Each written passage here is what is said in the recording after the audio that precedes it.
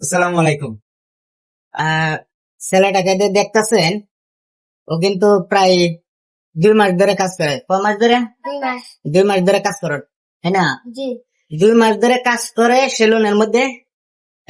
ভালো কাজ শিখে বলছে। তো আগে কি করতা? এই, আগে রাস্তা।